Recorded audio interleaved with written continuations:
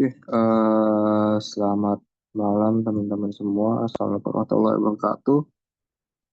Mungkin Malam teman-teman belum, Pak. Waalaikumsalam, Pak. terima kasih. Mungkin teman-teman belum tahu ya siapa saya dan juga nanti kita akan menjadi pengenalan juga. Mungkin nanti diharapkan teman-teman kalau ada VidCon sih ini merupakan salah satu peluang ataupun opportunity ya untuk teman-teman bertanya karena dalam VidCon ini bakal cukup jarang sih kalau kita bilang di mana dosen itu bisa langsung berinteraksi sama mahasiswanya gitu ya. Jadi sebentar, kok ini nggak bisa ya? Berarti coba yang lain deh.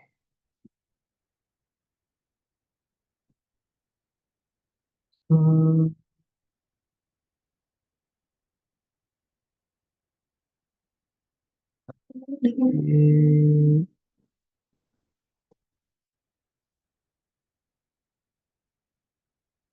cukup banyak sih.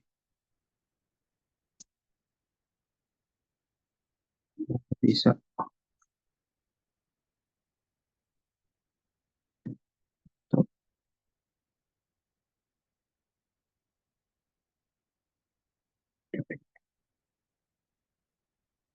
Hmm. Oke deh, kalau nggak bisa mungkin saya langsung ini aja ya. Jadi teman-teman kalau mau kenal saya lebih jauh, ini adalah eh, untuk informasi pribadi saya ya terkait dengan profil saya. Jadi mungkin teman-teman sempat ngelihat ya kalau ada terkait dengan slot bla bla bla bla. Ini merupakan salah satu riset saya, riset disertasi juga, di mana ini pengembangan untuk sistem milik Komdigi dalam pencegahan situs judi online gitu ya teman-teman. Jadi kalau akan banyak riset-riset terkait dengan slot itu, yaitu merupakan riset saya sih gitu. Nah ini teman-teman boleh kalau mau request koneksi ke LinkedIn bisa, kemudian atau mau lihat GitHub kalau teman-teman suka ngoding, kemudian kalau teman-teman suka baca boleh dibaca Kompasiana, atau teman-teman suka melihat riset yang ada di IT ataupun hal-hal lain itu bisa buka aja di research publication saya gitu ya teman-teman ya. Baik, mungkin untuk pengenalan cukup itu saja. Nanti teman-teman bisa lihat selanjutnya. Oke, kita masuk ke pengantar teknologi informasi dan informatika. Sebelum saya mulai, mungkin teman-teman ada yang tahu nggak sih terkait dengan apa sih itu teknologi informasi atau apa sih itu informatika gitu.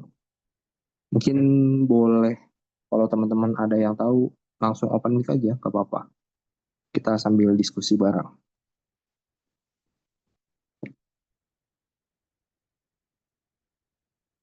Oke, kalau teman-teman nggak tahu, di sini saya jelasin secara singkat aja ya teman-teman ya. Teknologi informasi ini bisa dikatakan sebagai suatu alat ataupun wadah dalam kita bertukar informasi. Di mana di sini ada kata teknologi ya, teknologi berarti ada suatu teknik ataupun ya studi ya teknologi yang logika dalam ilmu tekno. Nah, ini yang dimana sebagai wadah tersebut dalam kita bertukar informasi. Dan informatika ini bisa dikatakan suatu bidangnya gitu ya teman-teman ya. Nah, di sini teman-teman perlu mempelajari teknologi informasi karena kan teman-teman ibaratnya tuh kuliah ya, di mana kuliahnya ini sudah PJJ online atau pembelajaran jarak jauh.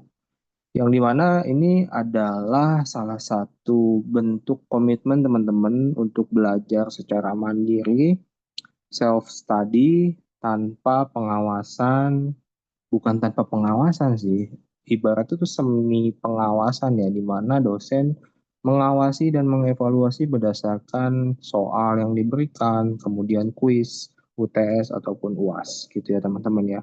Nah, di sesi satu kita belajar terkait dengan sejarah teknologi informasi gitu ya teman-teman ya. Kalau sudah tahu teman-teman nggak masalah, nanti kita bisa sambil diskusi aja. Nah, di sini sejarah teknologi informasi ini ada tiga masa ya teman-teman ya, di mana ini masa prasejarah, kemudian ada masa sejarah dan masa modern. Nah, di masa prasejarah mungkin ini adalah suatu bentuk cara orang purba zaman dulu ya, yang bisa dikatakan itu eh, dalam berkomunikasi. Kalau menurut Charles Darwin, ya manusia itu sejenis kera gitu ya. Tapi ya itu kita tidak tahu ya. Itu hanya mereka yang tahu ilmu-ilmu tersebut. Tapi kita di sini menjelaskan bagaimana orang ataupun manusia dahulu itu bertukar informasi. Jadi kan dapat dikatakan manusia itu dulu komunikasinya mungkin terbatas gitu ya. Bahkan hanya menggunakan eh, tangan ataupun ya gerakan tubuh gitu ya teman-teman ya. Kemudian masuklah di masa sejarah gitu. Di masa sejarah sudah mulai nih mengenal namanya huruf, kemudian namanya angka, ilmu-ilmu lain, dan juga bagaimana pola kalimat dibuat, dibentuk. Dan Indonesia adalah salah satunya, di mana kita kan dijajah oleh eh, negara Belanda, kemudian dijajah juga oleh Portugis, maka ada beberapa kata, suku kata ataupun kalimat yang ada di Belanda ataupun Portugis menjadi kata dan kalimat yang kita gunakan dalam percakapan sehari-hari. Dan juga karena mayoritas eh, Indonesia adalah Muslim ataupun Islam, secara otomatis jalur perdagangan Islam itu juga memberikan kontribusi ke dalam kata ataupun bahasa yang digunakan oleh kita sehari-hari ya. Lalu terjadilah di masa modern saat ini di mana kita tidak lagi mungkin sudah tidak sering ya adanya komunikasi kalau di klaster ataupun di komplek mungkin mereka hanya menyapa ketika bertemu saja gitu ya. Tapi kalau satu minggu kan sudah sibuk dengan masing-masing. Nah, di masa modern ini telah diciptakanlah suatu teknologi di mana kita bisa bertukar informasi, kita bisa membagikan sesuatu hal yang lucu, kemudian membagikan informasi yang mungkin teman-teman masih mengirimkan informasi hoax ke grup WhatsApp keluarga. Nah, itu gimana teman-teman? Itu bisa teman-teman pilah-pilah dulu ya sebelum di-share. Di mana di masa modern sudah pasti akan banyak informasi yang bisa dibilang buruk ataupun kurang baik ya untuk dibagikan.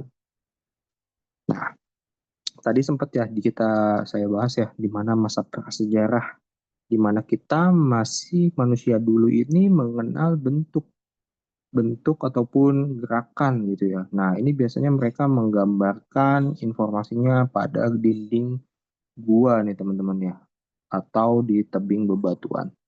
Nah, disinilah mereka berkreasi dengan apa yang mereka lihat langsung dituliskan ke bentuk secara visual gitu ya. Lalu perkembangan berikutnya itu menggunakan alat-alat yang menghasilkan bunyi dan isyarat.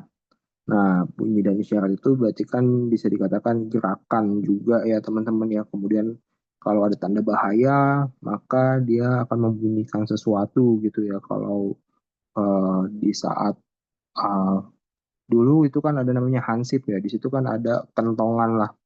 Kalau teman-teman tahu tung tung tung sahur, nah itu adalah alatnya hansip yang digunakan ya untuk memberikan informasi ya, berbagi informasi lah terkait dengan ancaman ataupun bahaya di lingkungan.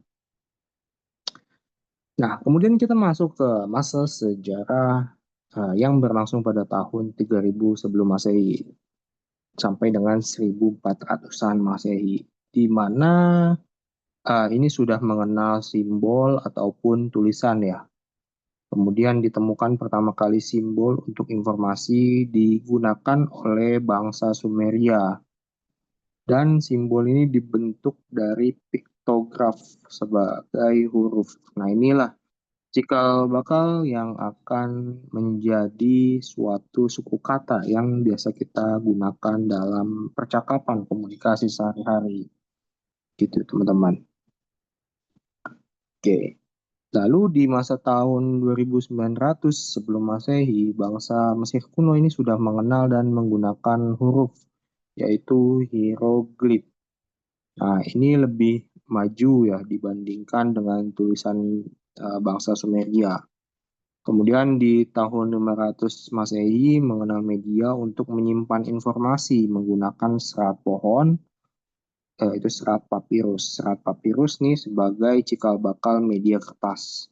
Nah, di tahun ini juga nih kita bisa mereka ya bisa menyimpan informasi rahasia di dalam suatu eh, bahan alami gitu ya teman-teman ya. Jadi hanya orang-orang yang mengetahui bahan-bahan apa saja untuk membuka isi ataupun informasi yang ibaratnya tuh ingin diketahui gitu. Nah, berarti kan ini sudah zaman modern ya, udah mulai masuk ke zaman modern nih. Kemudian menciptakan mesin cetak, sudah menggunakan mesin cetak ya teman-teman sudah biasa menggunakan printer, kemudian sekarang sudah ada thermal printer yang kecil bisa digunakan untuk ngeprint apapun. Sampai dengan foto mobile ya, kita bisa mencetak foto secara di mana saja dan kapan saja gitu ya. Itu juga sudah merupakan ya bentuk mesin cetak modern gitu teman-teman. Ini juga teman-teman ya mungkin saya sedikit refresh ya di tahun 1830 ini terciptanya suatu program komputer. Kalau komputer itu kan sebenarnya sudah diciptakan ya, di mana diciptakan pada Perang Dunia. Pada Perang Dunia itu semua negara tuh berlomba-lomba untuk menyimpan informasi untuk meng eh, apa ya mengenkripsi. Kalau teman-teman tahu mengenkripsi berarti menyembunyikan suatu informasi yang tidak bisa dibuka lah oleh orang yang tidak memiliki kepentingan gitu ya. Nah, di tahun 1830 ini dibuatlah suatu program komputer di mana di sini penemunya adalah Augusta Ada Byron ya, kemudian juga sama Charles Babbage. Nah, dia membuat suatu mesin uh, analitikal. Dengan mesin analitikal ini menciptakan suatu prototipe bernama ENIAC 1. Nah, ENIAC 1 inilah yang digunakan ya sebagai bisa dibilang cikal bakalnya nanti DARPA, internet pertama yang akan terbentuk gitu teman-teman ya. Nah, 1837 di sini mulai ada teknologi telegraf yang dikembangkan dengan sandi Morse nih. Kalau teman-teman tahu ya bunyinya kan titit. Nah, itu kan ada tuh ada titik, ada huruf, ada panjang ya, kemudian ada titik-titik. Nah, itu masing-masing memiliki kode sandi tersendiri. Nah, itu bisa teman-teman sebenarnya digunakan pada kapal ya, kapal pesiar pelaut. Nah, karena itu lebih efektif dan efisien, kemudian juga cepat juga untuk dapat diterima dan ditranslasikan. Lalu di tahun 1861, ini gambar gerak diproyeksikan ke dalam sebuah layar yang dulunya itu adalah kertas, kemudian dimasukkan ke plastik, lalu diproyeksikan ya, bukan menggunakan infocus, bukan menggunakan proyektor, tapi benar-benar yang cuma cahaya aja, kemudian ada kaca cembungnya dan akhirnya menampilkan gambar dengan ukuran besar dari refleksi si kertas tersebut. Nah, ini 1861. Kemudian 1876 Melville Dewey ini membuat suatu sistem penulisan desimal. Nah, ini yang menciptakan nantinya jadi ya kalkulator juga sih sebenarnya. Kemudian di 1877 nih cukup banyak juga ya, ada Alexander Graham Bell nih mengembangkan telepon. 1877 juga Edward Muybridge ini mengembangkan fotografi juga dengan kecepatan tinggi. Dan 1899 penyimpanan dalam pita magnetis. Nah, ini yang biasa mungkin teman-teman pernah mendengar kaset ya, kaset di dalam mobil ataupun di Walkman ya, ketika teman-teman misalkan dulu pernah mengalami masa-masa tersebut, berjalan mendengarkan musik dengan Walkman di mana radio kecil mini disaku sambil menggunakan earphone. Nah, itu merupakan hal-hal yang sangat keren banget dah dulu ya kita gunakan. Nah, ini 1899 ternyata teman-teman dipergunakan sistemnya. Nah, di masa modern, kita masuk ke masa modern di mana tabung televisi sudah ada dan juga ilmu pengetahuan informasi. Nah, kalau sebelumnya di Perang Dunia Satu di sini di 1940 ini Perang Dunia Kedua ya, di mana digunakan untuk kepentingan pengiriman dan penerimaan dokumen militer yang disimpan dalam magnetic tape. Nah, ini ada banyak sekali ya tokoh-tokoh dunia yang mungkin menjadi inventor nih, di mana hal-hal seperti eh, kuantum kriptografi awal muasalnya, kemudian dari kriptografi awal sampai dengan yang paling tingginya itu baru bisa diretas di tahun abad 21. Nah, ini orang-orang tersebutlah yang banyak berperan nih di tahun 1940. Kemudian di 1945 ini ada namanya sistem pengkodean menggunakan hypertext. Nah, 1946 ini yang tadi awalnya itu di 1800-an ya, komputer digital bernama ENIAC 1 ini mulai nih teman-teman ya dipergunakan. Kemudian di 1962 akhirnya ada nih perusahaan yang mengembangkan sistem jaringan desentralisasi. Nah, dari tahun-tahun tersebut ternyata teman-teman ini memiliki suatu relasi konektivitas. Nah, di sini terciptalah suatu jaringan pertama. Ini bukan disebut internet ya teman-teman ya, tapi merupakan suatu node dalam pembagian informasi, titik-titik yang membagikan informasinya. Jadi kayak misalkan di sini ada University of California, kemudian ada Stanford, ada Santa Barbara, dan Utah. Nah, mereka ini saling bertukar informasi melalui PC superkomputer dulu teman-teman ya, karena eh, PC biasa itu nggak ada dulu karena besar-besar banget. Nah, mereka itu membuat jaringan pertama jadi benar-benar narik kabel gitu ya teman-teman ya. Dan kekuatan pertukaran datanya ini cuma 50 kilobyte per second. Bisa dilihat ya berapa lama itu kabel zaman dulu yang gede banget, yang PC-nya gede juga, bahkan memorinya sangat kecil, namun menggunakan kekuatan 50 kilobyte dalam bertukar informasi. Nah, itu cukup bisa dibilang lama ya teman-teman ya, kalau kita secara logika.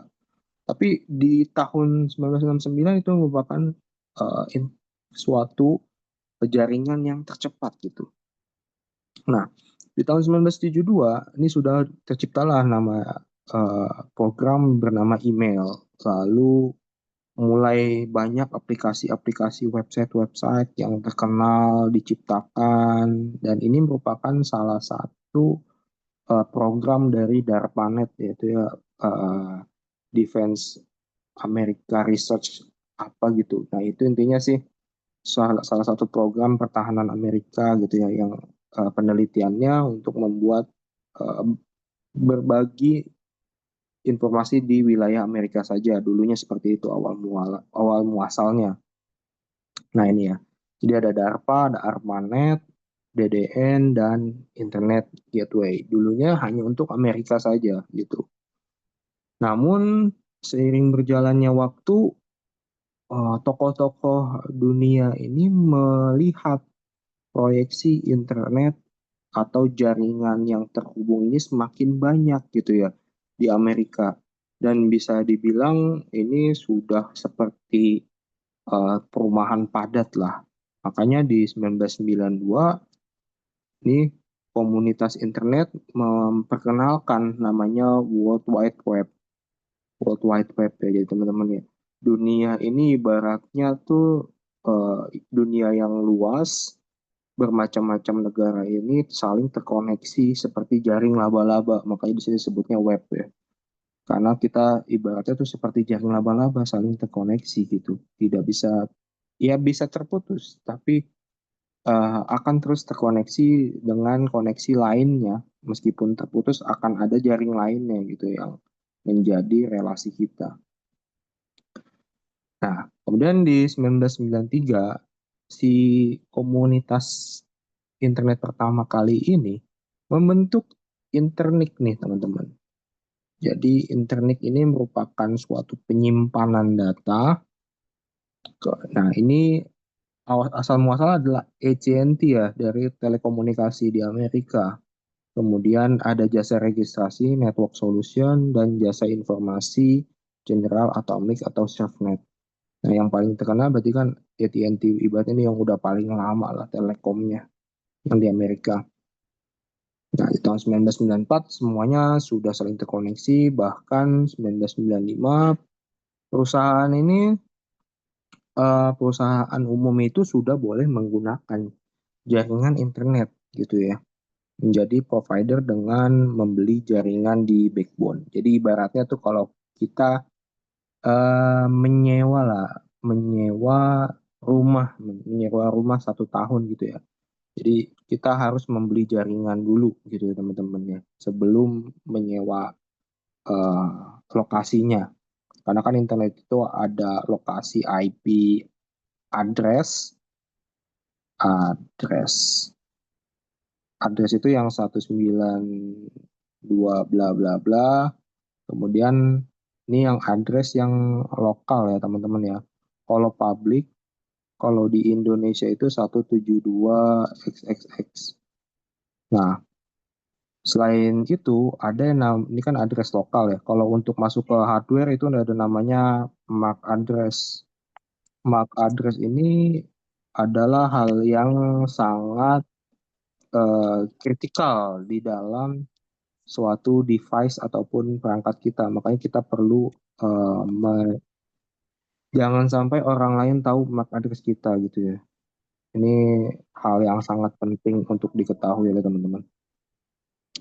Nah, dari tahun-tahun tersebut kan kita bisa melihat nih ya trennya ya. Ini semakin meningkat ke atas gitu ya. Bahkan di saat ini internet itu ya sudah mulai meningkat kecepatannya. Dari yang dulu kalau teman-teman mungkin pakai Speedy atau Telkomnet instan ya dari 128 kbps, sekarang mungkin teman-teman sudah ada yang menggunakan 100 mbps. Nah, ini cukup tinggi ya perbedaan jauhnya. Ini 100 MB, ini 128 KB. Kalau kita hitung dari MB ke KB itu berarti kan kali aja 1.000 lah ya. Nah, itu kan cukup banyak banget ya. Jadi kayak misalkan 1 MB eh, 128 kali 1.000 gitu. Nah, jadi sama dengan 1 MB. Nah, ini kan kalau 100 berarti tinggal dikali aja 100.000. Kecepatannya sudah sangat cukup jauh gitu. Nah, kemudian ada namanya the law of disruption gitu ya teman-teman ya. Di mana teknologi kita nih semakin meningkat. Namun tidak diiringi dengan social change, business change, atau political change. Nah, inilah yang menjadi masalah besar kita nih teman-teman ya. Kalau di Indonesia saat ini, di mana teknologi kita kan sudah menggunakan kris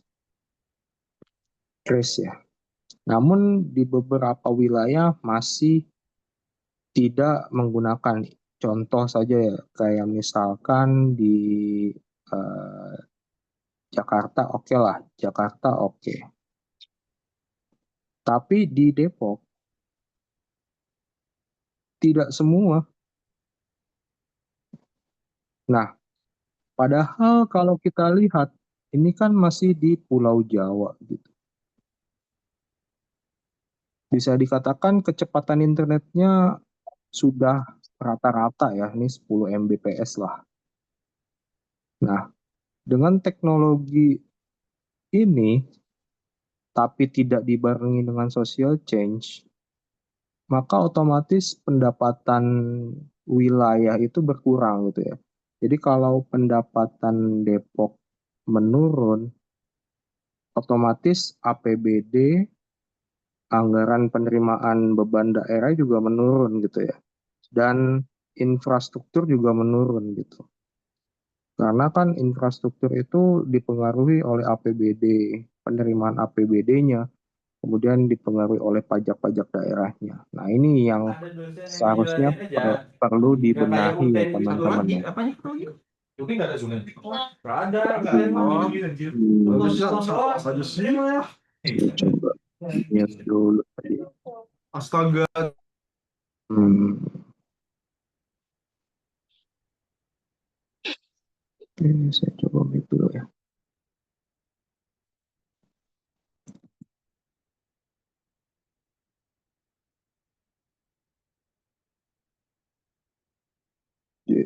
Tadi tadi sudah sampai mana tuh? Saya lupa tuh.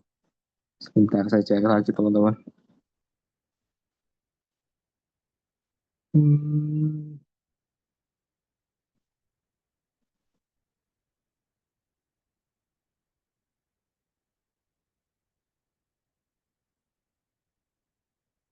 oke, tadi sudah sampai.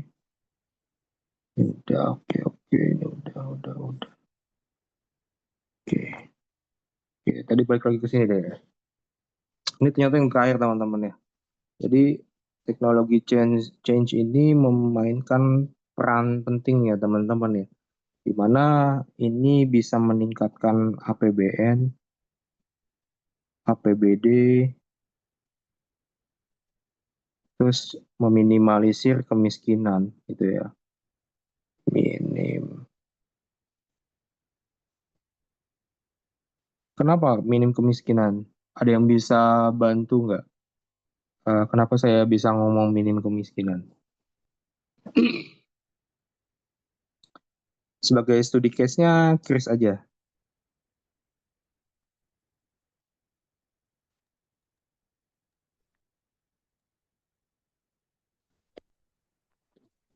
Ada yang bisa jawab?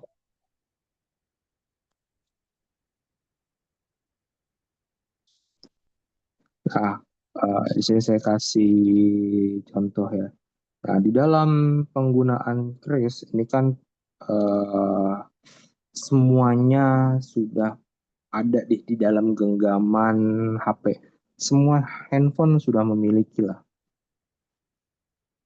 Semua smartphone lah kita sebutnya ya. Sudah ada ya.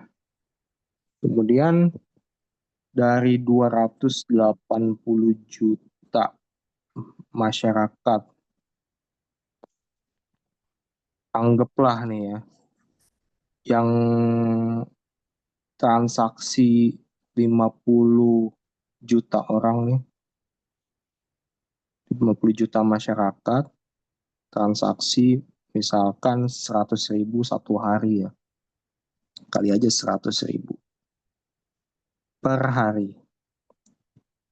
Nah ini teman-teman bisa bayangin ya, dari 50 juta kali 100.000 nih bisa dihitung nih, 50, 0, 0, 0, 0, 0, 0, 0, 0, 0, 0, 0. Ini 6. 5 triliun teman-teman, 5 triliun lah ya. 5 triliun satu hari gitu. Ini yang aktif ya. Nah, kalau misalkan ada potongan nih, kan masuk nih ke UMKM, UMKM berapa persen gitu, atau ke yang toko-toko besar lah. Nah, itu dipotong lah ya, diambil misalkan 500 lah ya. Di sini kita ambil 500 aja. Kemudian transaksinya 1000 satu hari kali 500. Nah, ini kan 500.000 dong. 500.000 ini satu toko. Gimana kalau ada 1000 toko kali 500.000, teman-teman? Nah, berarti kan foto yang 500 ini kan masuk ke duitnya negara, APBN atau ke APBD, karena kan ketika APBN ini kan pasti dimasukkan juga diturunkan ke APBD. Nah, dari APBD, APBN ini ada program MBG, kemudian bantuan, BLT, kemudian ada namanya BPJS. BPJS itu kalau buat orang yang kurang mampu itu digratisin kelas 3. Nah, ini sudah bisa meminimalisir kemiskinan, teman-teman. Ini hanya studi case-nya Kris loh. Bayangin kalau misalkan BI FAS yang biasa kita gunakan juga. Berarti pendapatan negara itu sebenarnya besar banget untuk uh, transaksi teknologi ini, teman-teman. Nah, makanya kita perlu ibaratnya tuh memperbaiki sosialnya, change-nya, business change-nya, political change-nya, agar ini saling mendukung gitu ya. Jangan sampai political change maunya uh, uh, ibaratnya tuh hanya mementingkan teknologi ini bisa berjalan tanpa di maintenance, padahal kan teknologi ini harus di maintenance agar tidak ada kebocoran data atau data-data sistemnya tersebut di terobos lah untuk transaksi-transaksi fraud yang mencurigakan. Karena kan kalau fraud itu akan merugikan negara, minus gitu ya. Nah, itu yang perlu diperhatikan. Kemudian ada biaya maintenance.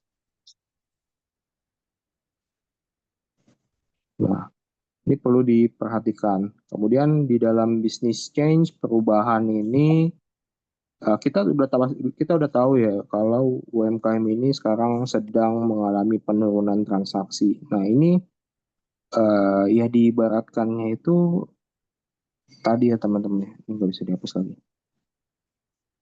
Ya, tadi diibaratnya itu ya transaksi itu akan mutar gini teman-teman ya. Peredaran uang itu akan mutar gitu. Jadi dari bank kemudian ke masyarakat, UMKM, UMKM juga pasti akan beli ke pasar, pasar juga pasti kan akan beli ke produsen dan lain-lain lah.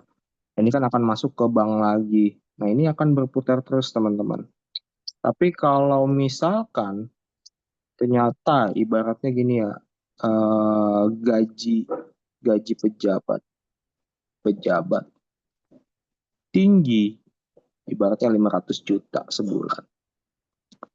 Nah, 500 juta sebulan ini belum tentu dibelanjakan untuk UMKM gitu ya. Bisa saja dia akan transaksi untuk penggunaan ke luar negeri. Berarti kan nambah visa negara misalkan US lah. Nah, di sini Indonesia nggak dapetin apa-apa nih, UMKM mati, pasar mati, ini mati. Ya bank mungkin akan hidup, tapi kan uangnya nggak muter ke sini, hanya muter ke negara luar gitu. Nah, otomatis kita perlu balik lagi meningkatkan social change kita, business change kita, dan political change. Jangan sampai ketiga hal ini akan menjatuhkan uh, perubahan teknologi dan berdampak buruk untuk ekonomi Indonesia gitu ya teman-teman. Kira-kira seperti itu. Nah, kira-kira seperti itu teman-teman. Dari teman-teman ada yang ingin ditanyakan? boleh kita berdiskusi teman-teman.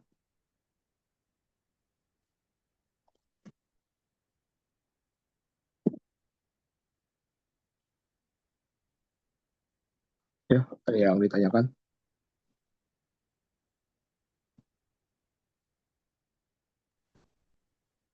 Izin Pak, Ya, boleh Mas.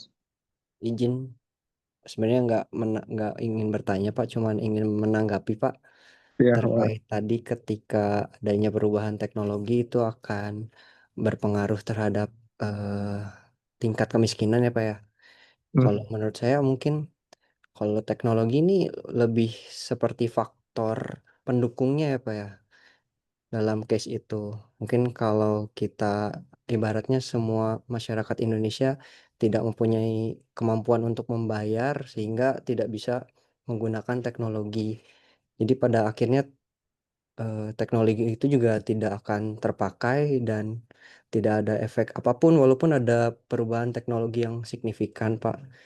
Mungkin terkait itu sih Pak tadi, ya, izin menanggapi saja Pak. Sama Oke. tentang perubahan teknologi juga Pak. Kadang beberapa case di organisasi itu ada banyak ya Pak ya, kalau teknologi ini dikaitkan dengan inovasi-inovasi yang ada ya Pak ya. Cuman kadang-kadang inovasi ini tidak sejalan gitu Pak. Maksudnya dengan adanya teknologi baru, kadang-kadang mungkin itu hanya dijadikan sebagai formalitas untuk inovasi suatu organisasi. Pada akhirnya perubahan teknologi itu sebetulnya tidak berdampak signifikan gitu Pak bagi pencapaian tujuan organisasi. Nah, itu sih Pak mungkin terkait eh, teknologi tadi ya Pak ya, teknologi informasi. Oke. Benar sih Mas. Jadi emang teknologi ini sebenarnya bisa jadi pendukung atau bisa jadi eh, ketergantungan kita. Berarti kan ibaratnya kita sudah lebih percaya sama teknologi. Kenapa saya bisa ngomong kayak gitu? Karena bisa dilihat perusahaan-perusahaan sekarang yang sudah meletakkan datanya di cloud itu otomatis sudah menyerahkan semua resiko gitu ya teman-teman ya. Jadi kalau misalkan cloud tersebut mengalami kebocoran secara otomatis seluruh data yang dimiliki oleh banyaknya perusahaan yang menaruh di cloud ya itu adalah risiko mereka kehilangan ataupun diperjualbelikan gitu ya. Kemudian tadi teknologi sebagai pendukung. Ya ini ada benarnya juga karena beberapa eh, perusahaan itu masih ada yang menggunakan teknologi tapi on premise. On premise itu on premise. Jadi memanfaatkan teknologi yang dia beli. Jadi dia beli, tetapi dia infrastrukturnya ini menggunakan pribadi ya, menggunakan infra internal tanpa cloud, tanpa cloud pihak ketiga.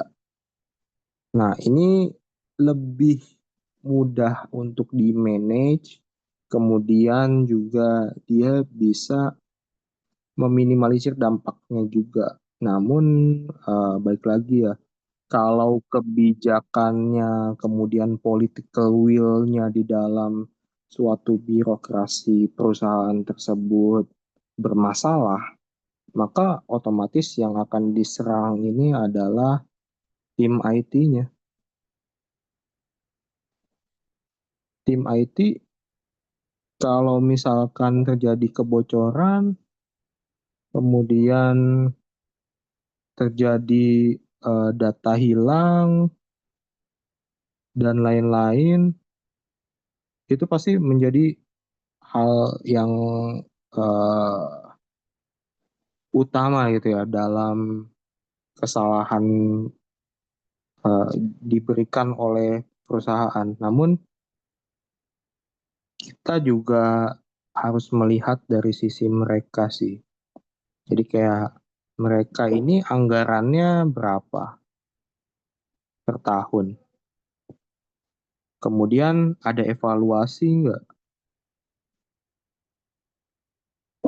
Jangan sampai dengan anggaran kecil itu malah nanti akan menghambat proses yang menjadi intinya. Karena kan kalau perusahaan itu sekarang sudah menggunakan inti ya, inti aplikasi. Ya, misalkan gini, kalau di bank ini memiliki core banking, ini udah full system, full teknologi. Ini berdampak atau tidak? Ini kan pasti sangat berdampak. Ketika hal ini ibaratnya bermasalah, ini satu Indonesia gitu teman-teman, tidak bisa. Nah ini kan kasusnya sebenarnya udah ada ya kemarin ya, di kasusnya Bank BSI. Kemudian ada bank satu lagi di wilayah Jakarta gitu ya teman-teman ya.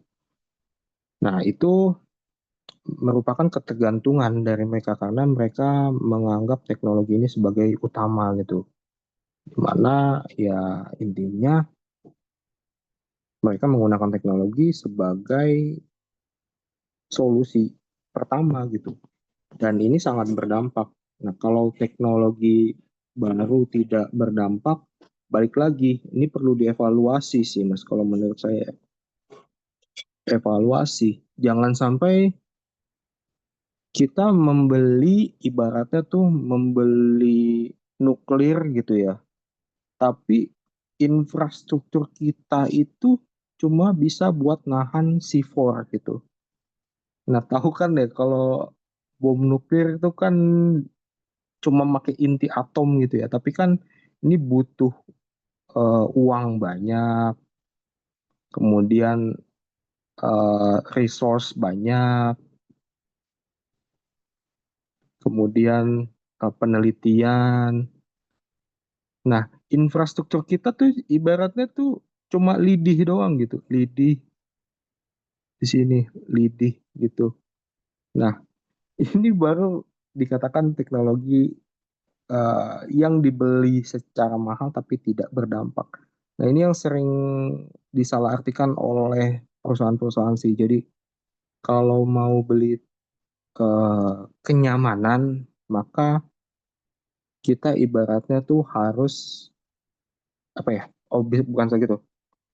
Kenyamanan itu berbanding terbalik dengan keamanan gitu ya.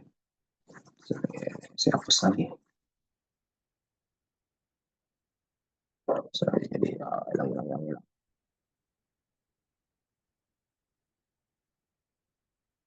Ini kenyamanan tidak sama dengan aman. Kalau mau aman, maka akan mengurangi kenyamanan.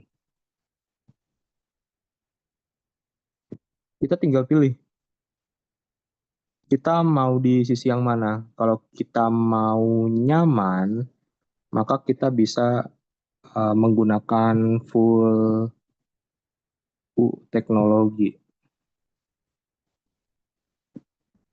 Tapi kalau kita mau yang aman, maka kita harus modifikasi teknologi. Nah, ini yang perlu diperhatikan sih. Kalau mau aman berarti biayanya juga tinggi. Ini biaya kita rendah emang. Karena kan kita ngasih ke pihak ketiga. Tapi kalau kita mau aman, biaya tinggi. Maintenance-nya akan cukup banyak. Tapi kenyamanan penggunanya sudah pasti tidak bagus gitu. Jadi akan semakin sulit.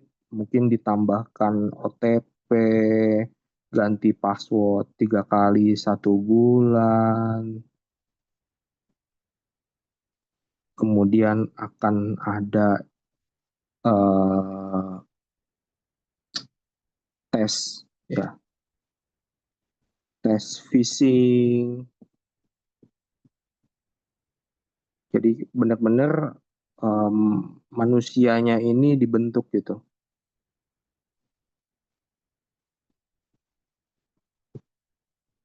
Nah, ini yang akan menjadi kedua opsi kita sih sebenarnya. Kita mau nyaman atau kita mau aman, atau kita malah mau dua-duanya. Berarti kalau kita mau keamanan dan kenyamanan, maka kita perlu membangun dulu budayanya nih. Tadi kan ada political will-nya ya, political. Kemudian ada bisnis. Kemudian ada tadi ya intinya sih people-nya lah, people. Nah, ini perlu dibangun gitu ya untuk menciptakan lingkungan infrastruktur yang aman dan nyaman bagi pengelolaan teknologi informasi. Makanya kalau di IT kita selalu bilang ini.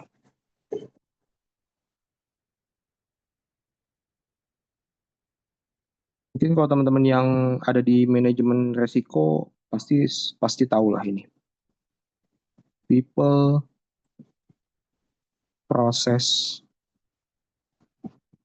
teknologi. Nah, peran pegawai ini akan berkesinambungan ya dengan proses bisnisnya dan peran teknologinya gitu. Jadi ketiga hal ini perlu ditanamkan lah untuk membentuk ekosistem perusahaan yang lebih baik gitu ya teman-teman ya. Apa sih people, proses, teknologi ini banyak banget kalau literaturnya teman-teman bisa baca, atau kalau teman-teman mau baca juga sebenarnya saya juga ada sih ya kalau nggak salah, sebentar saya people proses.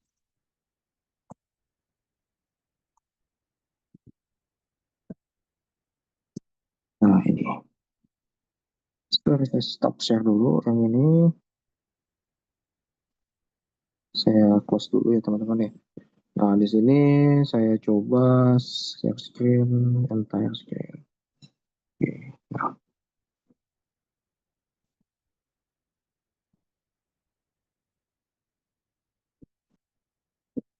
ini kelihatan kan ya? Kelihatan Pak. Oke. Kelihatan Nah, Pak. kalau saya sempat pernah bikin ini ya. Jadi peran people yang sering dilupakan pada people proses teknologi untuk memperkuat ketahanan dan keamanan siber organisasi. Sebenarnya ini masih cukup relevan ya terkait dengan yang kita bahas tadi, pengenalan teknologi informasi. Di mana di sini yang saya bahas adalah people-nya gitu ya. Karena banyaknya perusahaan ini tidak peduli dengan awareness dari pegawai gitu ya. Bahkan yang mungkin terlihat biasa aja kayak customer service atau bagian front desk. Nah, itu sebenarnya adalah uh, lubang yang perlu ditambal, karena kalau kita diamkan saja itu bisa menjadi lubang yang cukup besar gitu teman-teman. Karena hal-hal sekecil apapun itu bisa menjadi celah bagi orang-orang yang memiliki kemampuan ya dalam memanipulasi pikiran gitu. Nah, di sini makanya saya ngebahas ya proses bisnis dan standar operasional ini harus dikaitkan dengan people gitu ya. Kita nggak cuma melakukan investasi di dalam perangkat lunak, firewall, atau sistem pemantauan gitu. Tapi kita perlu nih ngebahas namanya people. Karena masyarakat pegawai ini sangat sulit diukur ataupun diatur. Makanya kita perlu melakukan pelatihan gitu ya. Pelatihan terkait dengan awareness, kepedulian mereka, agar mereka ini tidak menyebabkan keruntuhan dari proses bisnis yang ada gitu ya. Karena kalau ada perbedaan awareness nih antara pegawai, maka mereka akan menganggap sepele gitu terkait dengan kerentanan-kerentanan yang bisa terjadi gitu ya. Di sini juga saya ngejelasin konsekuensinya kalau mengabaikan peran people. Di sini manipulasi psikologis ya, kalau tadi saya jelasin ya. Di sini ada phishing, ada social engineering gitu ya, yang memanfaatkan kelemahan manusia. Kalau sekarang tuh ada namanya voice phishing, di mana ada teknik ya untuk pengelabuhan menggunakan artificial intelligence, memanipulasi suara orang terdekat kita dengan berpura-pura lah entah kecelakaan atau hal-hal lain. Nah, itu adalah voice phishing. Kemudian ada dua juga nih, karena banyaknya insiden keamanan yang terjadi akibat human error, kelalaian manusia, gimana tadi sempat saya singgung ya, penggunaan password ini yang kalau kita mau aman, maka kan kita harus update 3 bulan sekali. Kemudian juga penggunaan password yang berbeda untuk setiap aplikasi. Nah, ini perlu ditingkatkan juga dari sisi manusianya, people-nya itu sendiri gitu ya. Kemudian ketika mendownload file dari sumber yang tidak percaya atau konfigurasi open source nih yang cuma digunakan saja tapi tidak dimodifikasi, maka ini bisa menjadi celah juga gitu. Kemudian yang terakhir ini sebaik apapun maka kebijakan teman-teman terakhir ya political will, bisnis prosesnya dari top manajemennya. Nah, ini yang mereka harus peduli juga. Karena kalau mereka tidak peduli, tidak ada sistem reward and punishment, maka ya pegawai-pegawai, karyawan-karyawan itu akan merasa ya itu hal yang biasa saja, tidak perlu dibesar-besarkan gitu. Kira-kira seperti itu ya teman-teman ya. Jadi intinya sih untuk yang tadi teknologi yang utama, kemudian teknologi pendukung dan hal-hal lain seperti itu. Ada lagi nggak teman-teman yang ingin ditanyakan?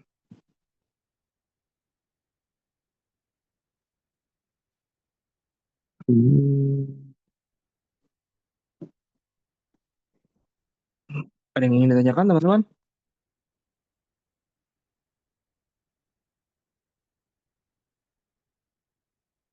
Jarang-jarang loh ada Fitcon loh. Saya cukup, Pak. Gak masalah kalau misalkan ada, sebenarnya case-nya banyak ya. Kalau di Indonesia ini paling sering itu adalah pemanfaatan mau apa kris palsu ya. Jadi kayak dibilangnya sih ke UMKM ini udah transfer pakai kris nih, udah scan, tapi nyatanya kan itu belum masuk. Nah, itu yang menjadi UMKM kita takut menggunakan kris.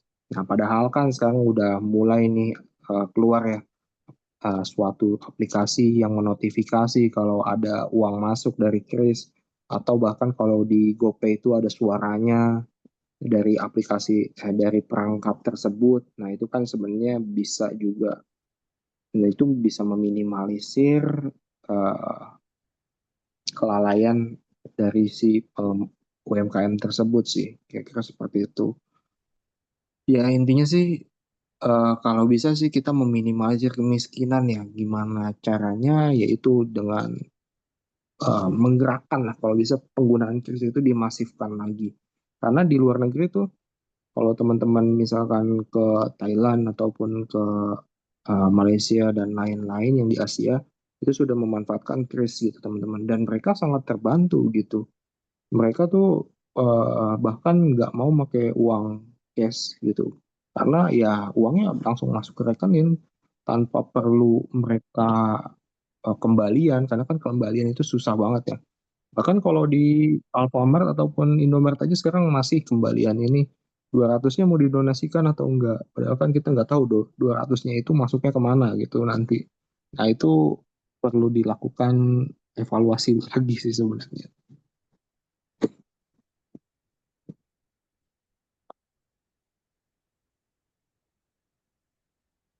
Gimana Mas Aldi? Ada yang mau diomongin? Oh iya Pak, mungkin saya mau nanya aja Pak. Ya, Eh, Pertanyaan relevan ke zaman sekarang soal teknologi.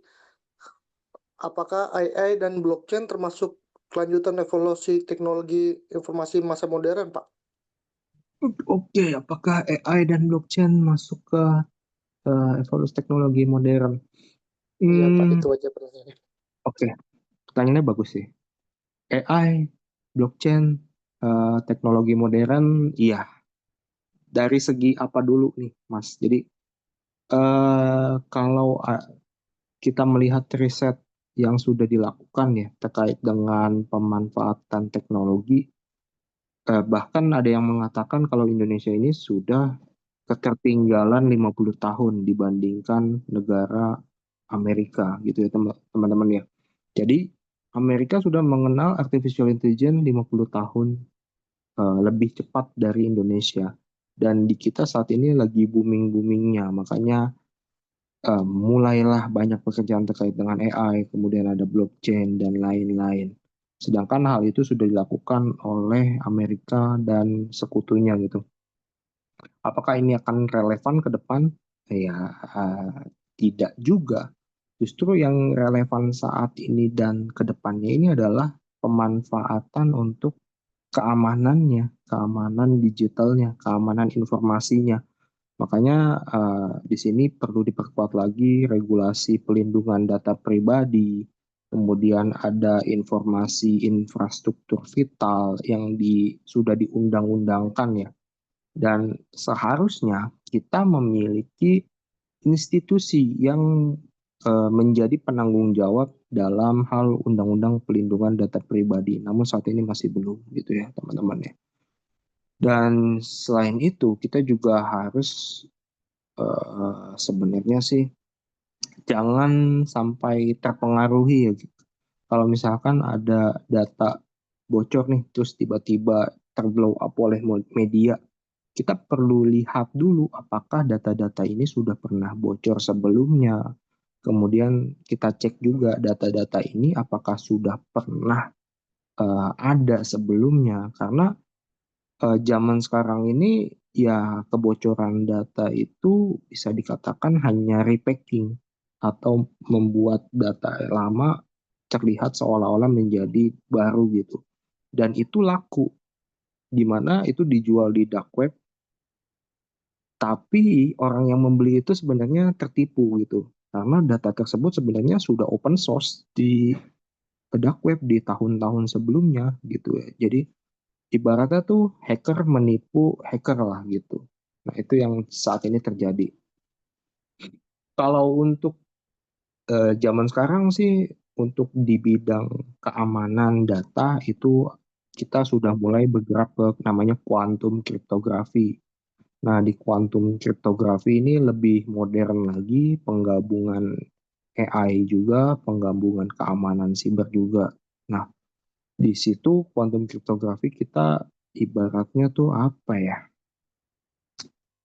eh Dibilang membuat algoritma keamanan yang tidak bisa diretas itu juga bisa. Tapi kita juga membuat algoritma untuk me- membongkar algoritma itu juga bisa.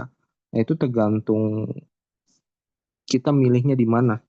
Apakah kita di sisi hitam, apakah kita di sisi putih. Kadang penggunaan AI juga sekarang kan udah ada ya. Ya misalkan chat GPT, oke, itu kan white bagian sisi putihnya ya untuk mengetahui informasi. Tapi ada sisi yang jahatnya namanya worm GPT. Nah, kalau worm GPT itu digunakan oleh si peretas ini untuk melancarkan aksinya gitu. aksi dalam hal mengirimkan virus, malware, dan lain-lain gitu ya teman-teman. Itu teman-teman bisa belajar sendiri sih sebenarnya.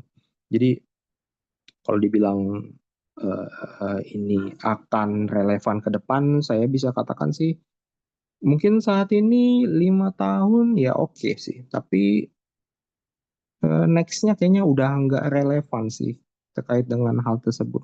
Tapi kalau kita ngomongin keamanan, itu akan terus relevan sih, karena teknologi berkembang cepat dan keamanan data itu perlu juga sih semakin berkembangnya data gitu. Tapi kalau teman-teman sangat tertarik dengan AI, kenapa nggak dikombinasi aja keduanya gitu sih? Kalau menurut saya sih lebih lebih seksi menggabungkan kedua bidang ilmu berbeda dibandingkan kita hanya mempelajari satu saja gitu. Kira-kira gitu sih Mas Aldi. Ya Pak, makasih Pak. Oke, ada lagi teman-teman.